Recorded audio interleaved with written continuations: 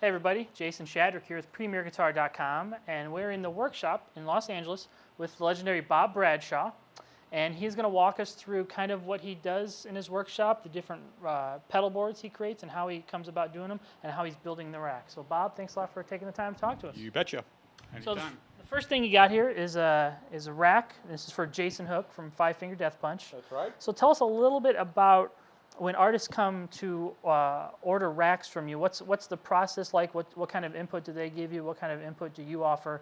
And how you go about piecing all these elements together? Usually what happens is it starts out with a typical email consultation. Someone will get in touch with me and ask me about building a system, and the first thing I ask is, what are you using? And what do you want to use? What are your goals for the future?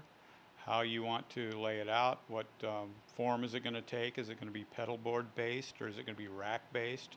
Those are the two main things, or rack or pedal board based configurations.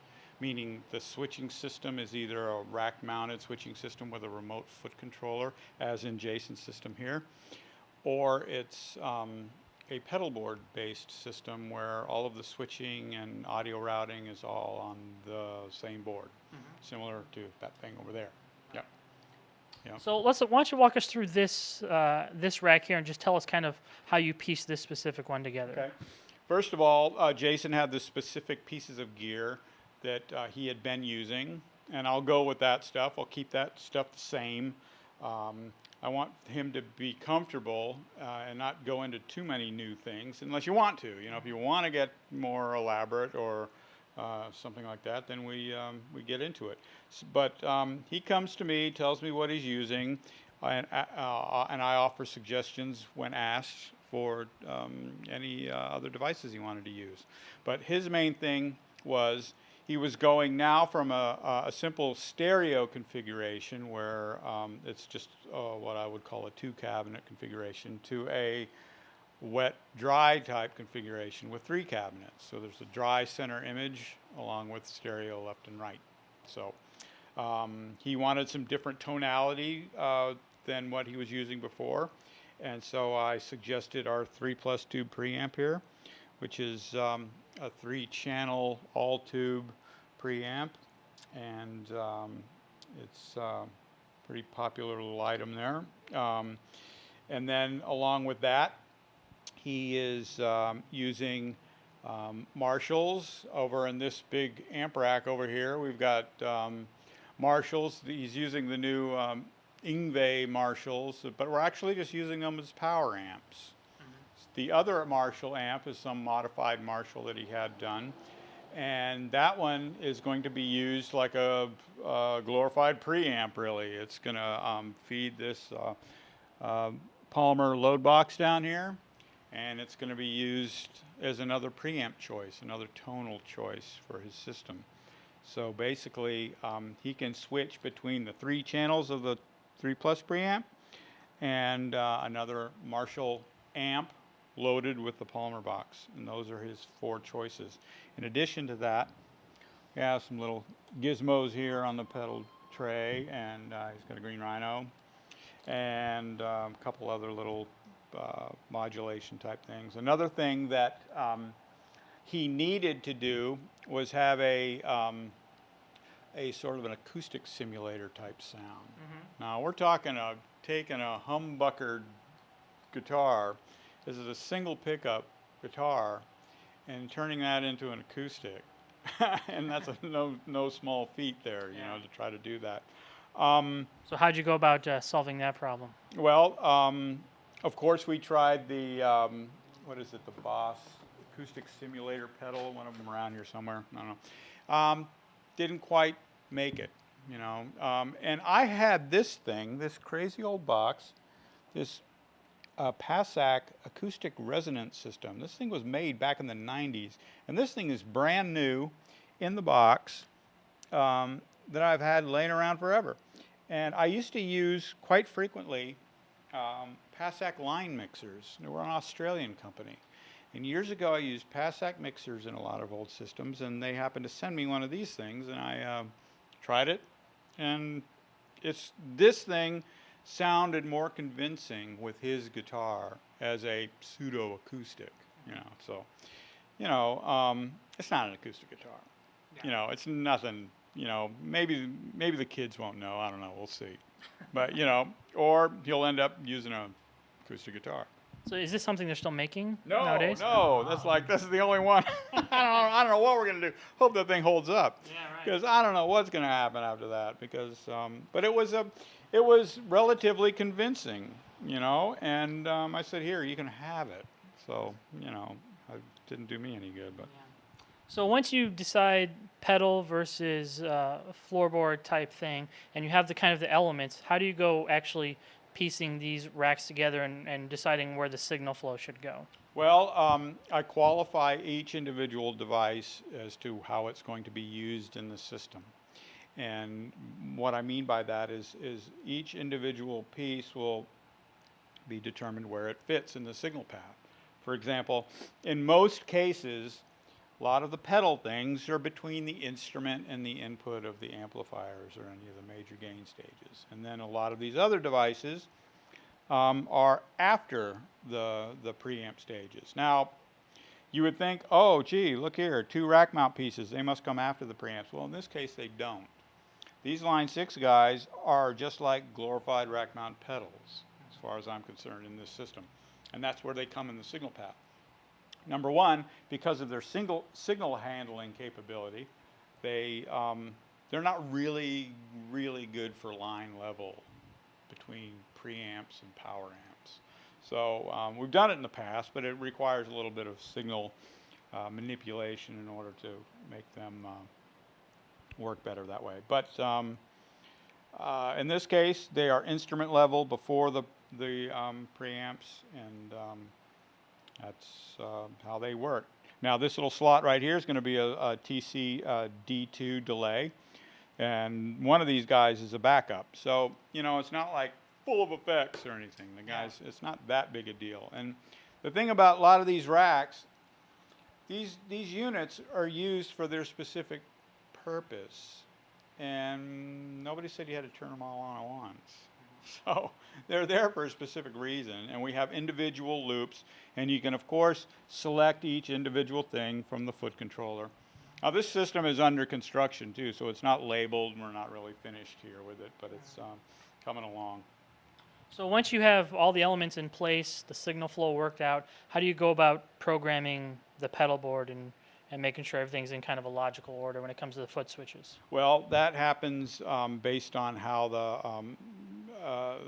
how comfortable the player is and how he wants to lay things out. I typically think in terms of having a direct access switch for every function, every foot switchable function, loop, channel switch, whatever, a selection of amps or preamps, things like that. Each one has its own switch. That's why these boards have so many switches on them. So here we are with Jason's MIDI foot controller, and you're going to walk us through kind of when you first fire this up, how to program the presets or functions depending on what the player's preference is. That's right. What happens is this board, this is the RST, and it's the latest CAE foot controller. And what it offers is a lot of flexibility in terms of being able to set up the board however you want. So we're firing this thing up literally for the first time. And so I would need to assign the switches as to what their functions are going to be. When you pop it out of the box and you plug it in, each one of these switches is set up. This is a preset. Each one can act as a preset. Therefore, you have 200 banks, actually a total of 200 banks of 24 presets. That's a lot of presets. So if you go into direct mode, now when I go into direct, the switches become direct access switches. But what I want to do here is I'm going to set up these rows. I'm going to set up, he's only going to need 4 presets for his music. So for the tunes, he only needs 4 presets in a song. So great, the rest of the switches can therefore be direct access. So I'm going to go in here into edit mode, find the page that shows the switch types, and now I'm going to go in here and I'm going to set up most of these switches to be direct access. I'll leave 17 through 20 as presets, and the rest will be direct access. So I'm going to go in here, select the switch I want, press enter. Oops, went too far.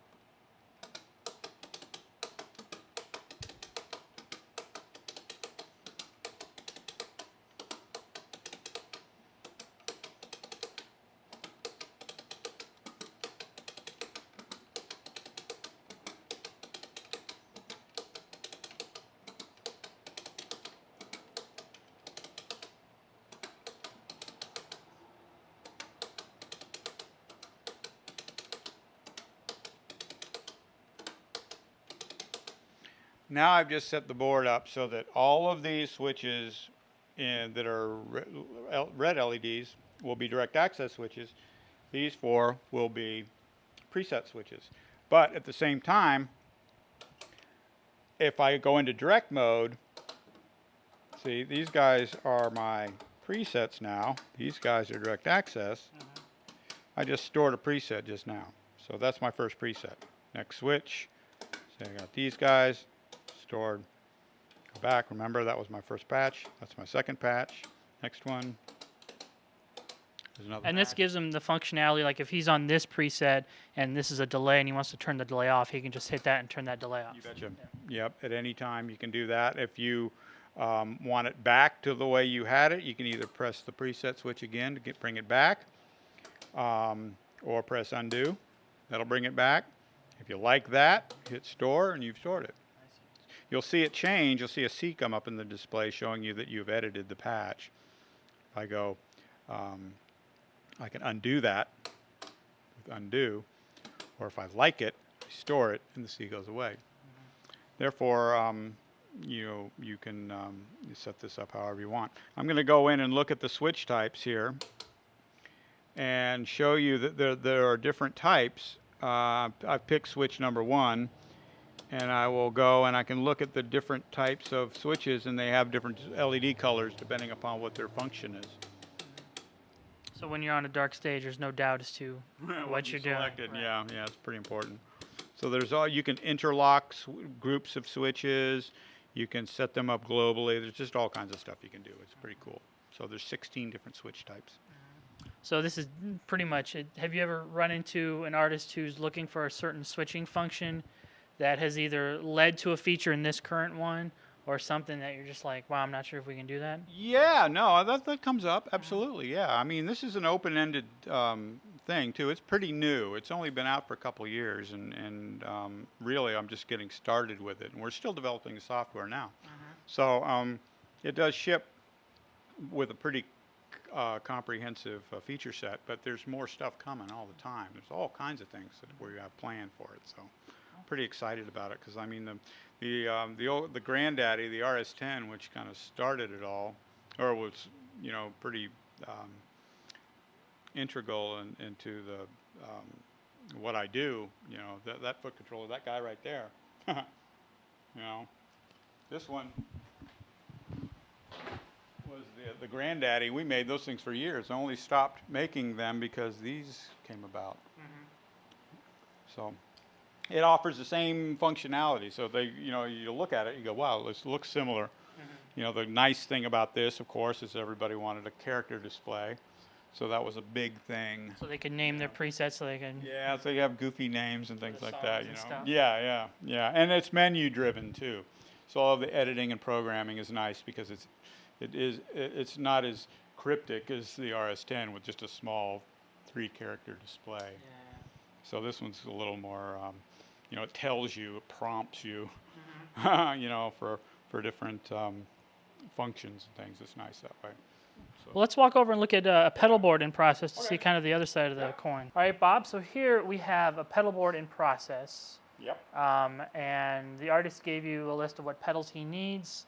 And like you said, just like with the racks, you consult to figure out what's going to be the best. So tell us a little bit about this particular pedal board and kind of the different advantages of laying out, combining pedals on the floor along with a MIDI foot controller. This system kind of gives you the best of all possible worlds in terms of programmability, the beauty of a clean signal path, wherein each of these devices are in their own loops. Control over them, devices that are MIDI controlled, such as Strymons, you know, and the Line 6 boxes. These things I love. These are great little one at a time thingies. These are awesome.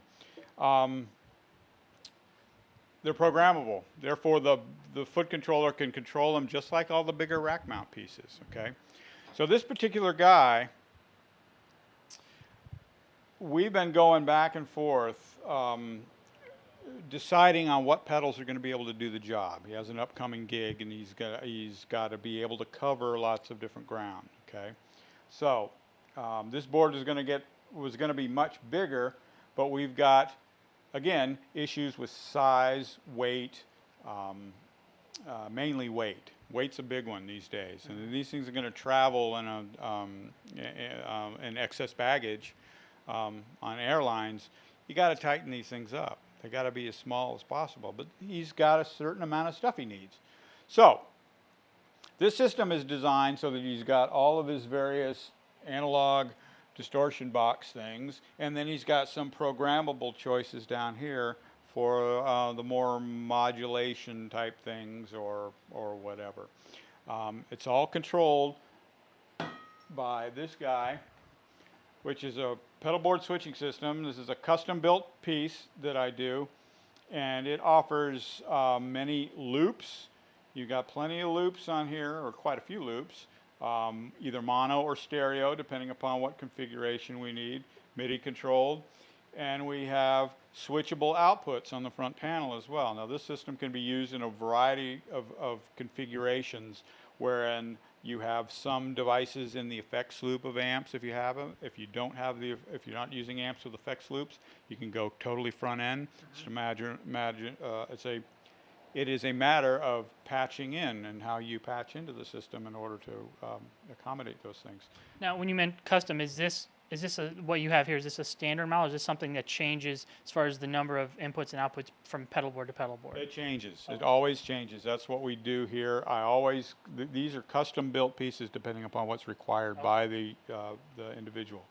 So one system may have a bunch of plugged holes here. Others are full, and this thing happens to be full. In this particular case, we also have, switchable outputs with phase and ground lift switches on each output, so that depending upon what amplifiers you're using, you can make sure everything's working in phase and stuff.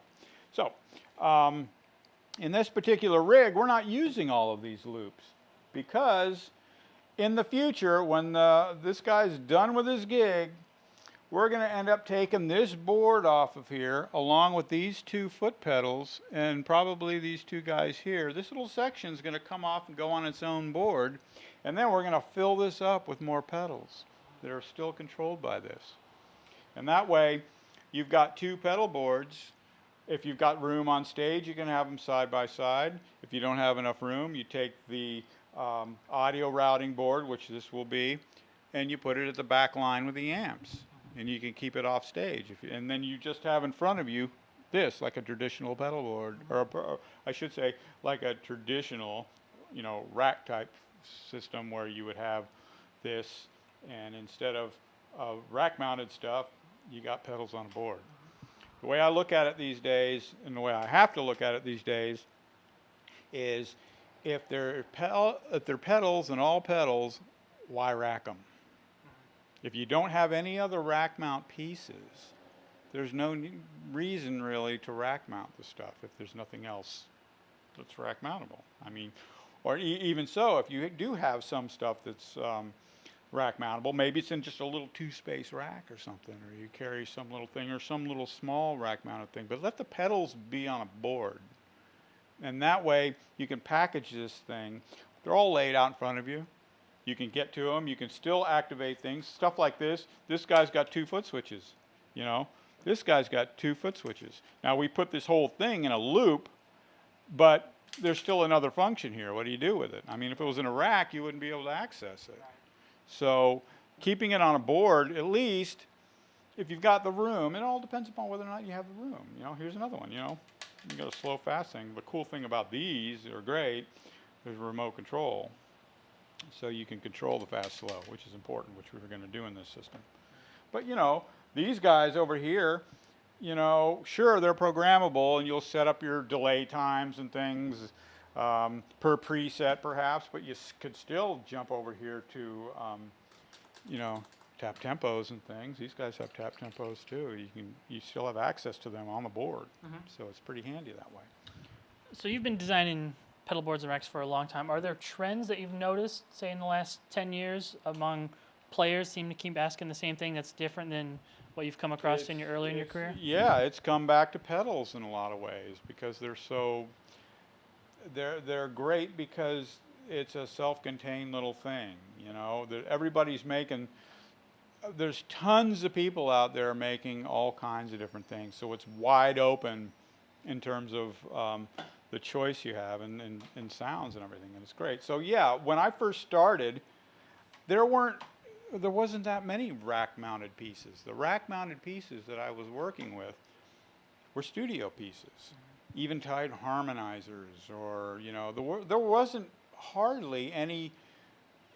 I'm dating myself here big time. There weren't any rack-mounted digital delays or anything back then. I remember the first time I saw a rack-mounted Roland delay that Buzzy Featon had. I was like, wow, golly, look at that. Because it was like Space Echoes and stuff we were using, you know?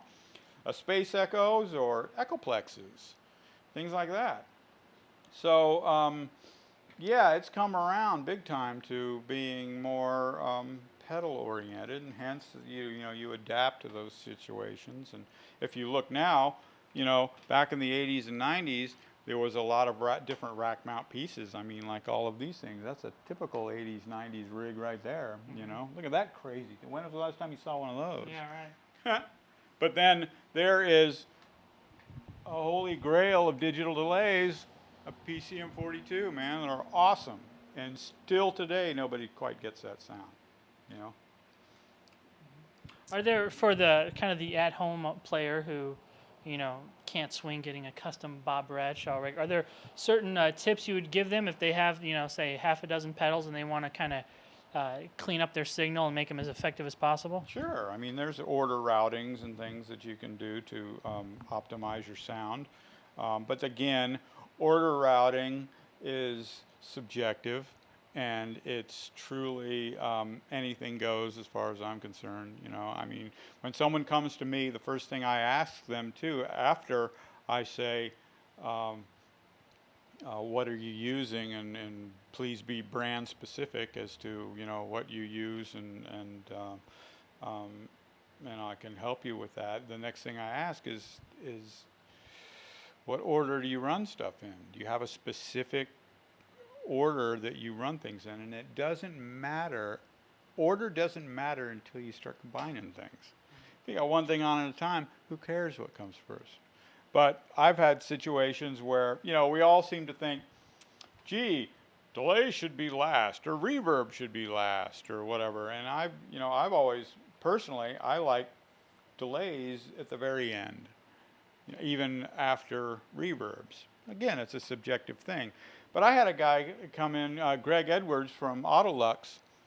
He came in with gets a great sound, a unique sound with all of his stuff, and he's got a very cool thing going, but his signal path was so unconventional that I was just, whatever you want, man. He had delays first in line and stuff, and it was just the way it happened to work out. That's why he hooked him up and he liked it. You know, and you kind of go, ooh, maybe you shouldn't do that, but why the heck not? You know, anything goes. Doesn't matter. As long as it works for you, anything goes. Sure. And you have been doing this for, like I mentioned, quite a long time. Are there certain builds or certain pedal boards or racks that kind of stick out in your mind that were either especially challenging or especially rewarding once you kind of finished them and kind of went, whoosh, you know, I'm glad I figured that out, you know? Yeah, there's always cool ones where guys push the envelope a bit, you know. A good example of that would be Warren Cucurullo with Missing Persons and later Duran Duran. He always had a cool, forward-thinking, thought he's way into it. I just recently built I hadn't seen the guy in 10 years. And he came back to me and we were just like we were 20 some years ago, from 25 years ago, excited as can be about what we had planned to do and how we made everything work. And it's still fun, but it was very unique. This particular rig was cool because it utilized, for the first time that I had ever seen, one of those, what's it called, a Yamaha MP something or other with the moving faders. Oh, okay. It had this crazy moving fader board, so that was mounted in the top of it, and he had a bunch of stuff going on. There was another great system for Andy Summers that I did that involved eventide harmonizers in a loop-based system, and what I mean by that is layered looping. And this was before there was anything like the cool Roland loopers and stuff that are out there now, or the Echoplex, the Gibson Echoplex thing that's out. That's a standard for the looping guys. There was no Ableton back then or anything for doing that kind of stuff. So that was another fun system. But you know, that's what's fun about this whole thing, is I'm just as excited about putting a system together like this with a client who's into it too, and is thoughtful about his choices, you know, and really thinks it through, as I was when I first started doing it with, like, you know, Buzzy Feet 30 years ago. So it's still fun, you know, because they're all different. Yeah. You know, that's the key. It's like a big game of Tetris. It always is, man. I've got, for example, here, just figuring the layout of this thing. This is really, really important. You have to think in terms of signal path, where the signal starts. In this particular case, this is where the guy plugs in. You know, start with a tuner. We're going to go through this guy, this EP booster, as a little signal conditioner. And of course, you can hardwire bypass it if he doesn't want it in the signal path. Then we go on there to the wah pedal, and then we hit the system. Then all of these pedals, because we want them programmable in the system, they come into the signal path.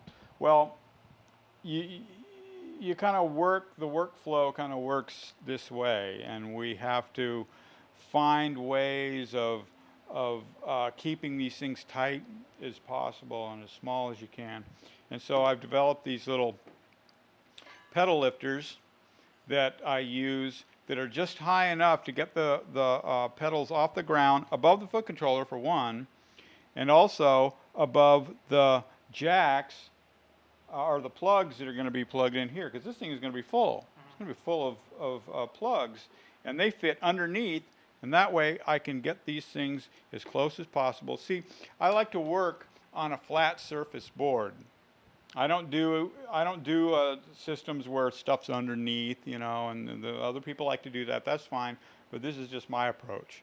So I've kind of raised things up, and I can get and see everything as much as possible. Down at this end, I will have power supplies. There's another nice, cool new power supply out, the Decibel 11s. These are really cool. Or I will use my Dunlop power supplies, depending upon what's, you know, required. I'll use whatever the client has. You know, in my particular case, I have a power supply with Dunlop that we use that covers a lot of different voltages and power requirements for a lot of these things. In this particular case, other things tended to work out better. So, you know, and then everything ends up getting patched through this thing, and that's the central location of everything. And you would still program this the same way you would as a rack with presets and direct function sometimes? Absolutely. It would all totally work the same. In fact, you know, it could be this big. It could even be this big. So I make different sizes of this thing. This is just an expanded version, you see. This one could be here in this place, giving more room for pedals if I expanded the size of this thing. And now this thing, you say, oh, well, it doesn't have as many switches on it. Well, this can still control up to 16 switchable functions. There's another layer of control, independent of having, you know, physical switches for everything. So yeah, this is really a typical size for a pedal board based switching system. So even though you are using a fewer switches, you still can control a lot of things. You can control the same size rig, actually. All right, Bob, so why don't you take us around and show us some other parts of the shop? Well, let's go have a look. Come on. So, Bob, here we are in your kind of studio sound room where you kind of test maybe a lot of the final products when it comes. And here we have your own kind of personal board / canvas that you kind of test a lot of things out on, huh? Yep, that's kind of what I do. I'll put together a system based on, I don't know, a pile of pedals that I have or something that I'm excited about at any given time, and I'll go, okay, let's see how these things work together. So these things end up, I try different things and I apply them to, other people's systems because it's always a work in progress. Everybody's system, I'm not a guitar player per se. I'm not going to use the gear that I'm building. It comes in, I build this system, I pat it on the behind and send it out the door into the world, and then it's gone. So I'll do things on my little personal little boards. I'll plunk around and try different things, and this is one of them here. And I work within limitations sometimes. I'll say, okay, this board's going to be this big. This is an old board I've got laying around. Let me see what I can fit on there, see what fits, and see what sounds right. So. And do these kind of experiments that you ever lead across some discoveries that you end up utilizing in client builds? Absolutely, yes. This thing is chock full of innovations.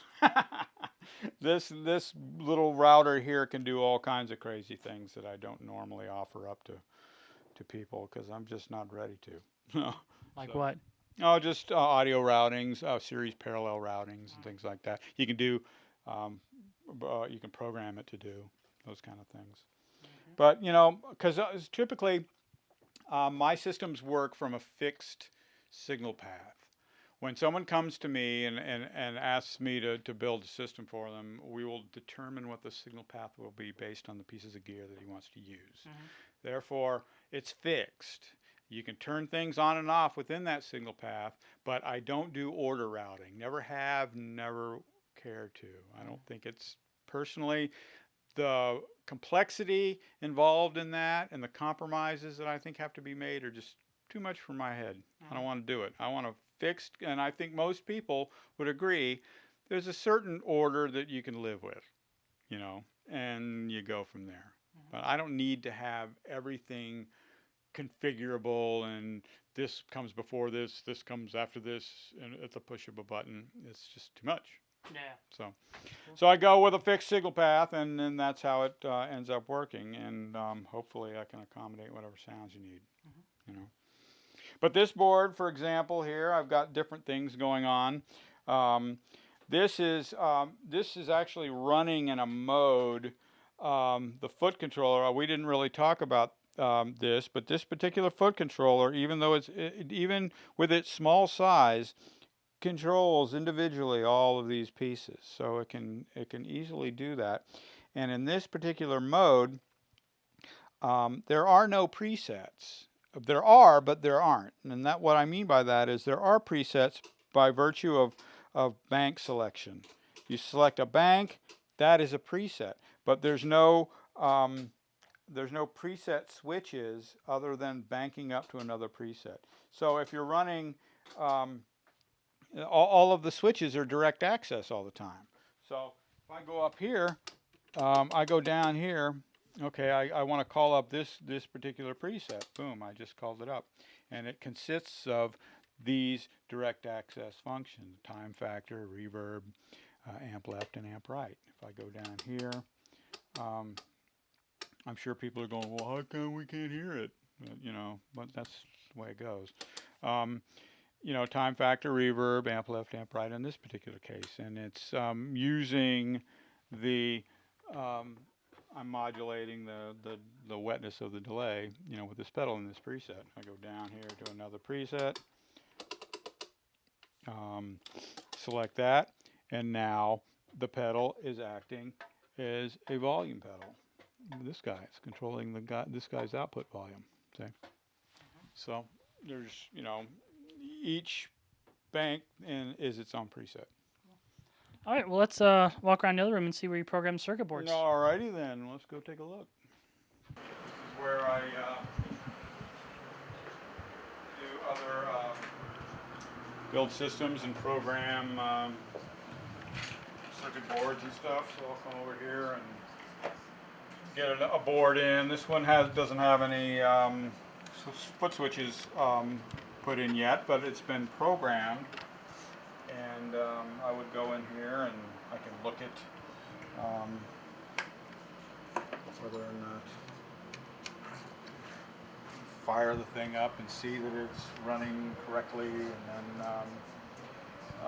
I would like pinch these little things in order to simulate a switch closure.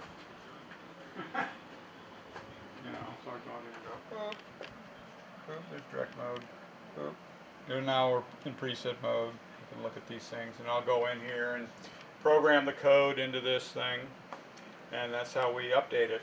And eventually we'll be doing that, of course, via USB connectivity and everything. But right now I have to program them all a different way. So are there plans for the MIDI foot controllers to have USB Oh, inputs? absolutely. Yeah. I mean, we've got a connector on there. Got to make it do something. And is that so the guys at home could yeah. mess with it? Oh, absolutely. Yeah. So we can offer up software updates and things via the website, and be able to hopefully eventually have a librarian, you know, that will allow you to edit stuff. Super nerdy about it. Oh yeah, indeed. And then over here, this is what I use. I plug in the boards, and I do a lot of testing here. This is my real-time little tester of, I put all MIDI devices. The RST foot controller will control up to 8 devices individually by themselves on separate MIDI channels. So I have one device per channel here, and I can look at them and make sure that the code's coming out in a real world way, you know, rather than staring at MIDI aux on the computer. I can you know, send program changes to all these guys and make sure that they're working right. So it's a handy way to do it, and a handy way to use a bunch of old rack mount gear. So that's a nice messy bench there. That means you're working, right? It's real interesting, I'm sure. All right, Bob, so where can people go online to read more about you and find out how to get in touch with you about your systems? It's customaudioelectronics.com. That's where you find me. All right, Bob, thank you so much for taking us around. Thanks. All right. This is Jason Shadrick with PremierGuitar.com.